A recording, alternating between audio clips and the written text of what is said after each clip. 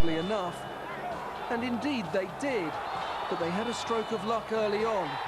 Steve Basham was probably not offside, but the flag went up, and the next time the ball went into the net, it counted. As Dennis Bergkamp tucked in his 100th goal since joining the Gunners. Bruce Rioch signed him from Inter Milan back in 1995, and they just love him at Highbury. Oxford's resistance ended when 2-0 arrived. Poor Scott McNiven gets the letters OG after his name. The holders go through. Arsenal 2, Oxford 0. Arsenal, but the big day certainly didn't pass the Oxford United fans by. They'll treasure the Arsenal game at Highbury for many a year, so let's relive it with them and the Yellows manager Ian Atkins.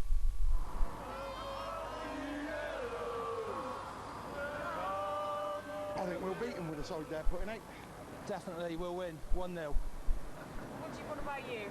Oxford are going to beat Arsenal. Well, look for a draw, it'd be nice to get them back here.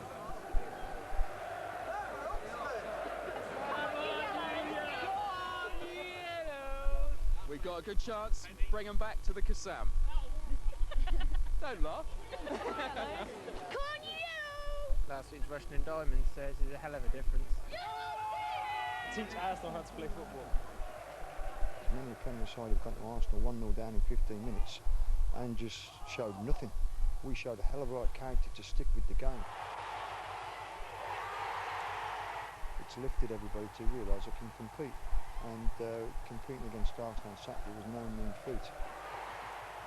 So we're now in a position that we give everybody something to shout about, so you enjoy it. I thought we played brilliantly. I'm proud to be an Oxford fan, and the Yellows are going up. Come on, bring it on, we're going up this year anyway. Come on, boys. The team done us proud today, but we'll be up in the second division next season. I could say my son played excellent. The whole team did, yeah. Did he have any chances? Yeah, I thought he did. You know, he played extremely well.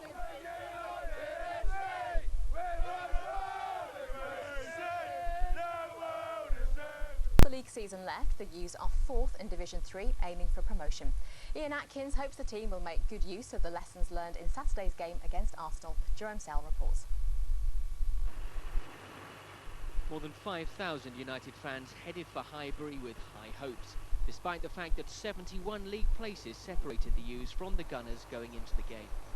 Faced with travel chaos because of flooding, the supporters were up and running early, and so were the players. There was a whiff of a cup shock in the air when Steve Basham had the ball in the champions' net after less than a minute, but the goal was controversially ruled out for offside.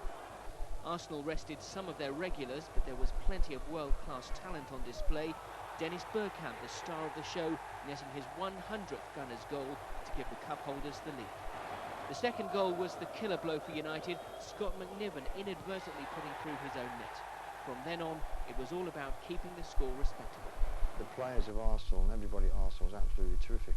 For the actual players, the Arsenal players, to wait for our players to come off and give them the shirts and swap the shirts. A lot of managers would actually say, well, you don't want that, like, you know what I mean, you play to win. But you've got to be brutally honest on the day, they were the better team. Arsene Wenger reckons the Oxford players would have slept well, but they and their supporters are still restless.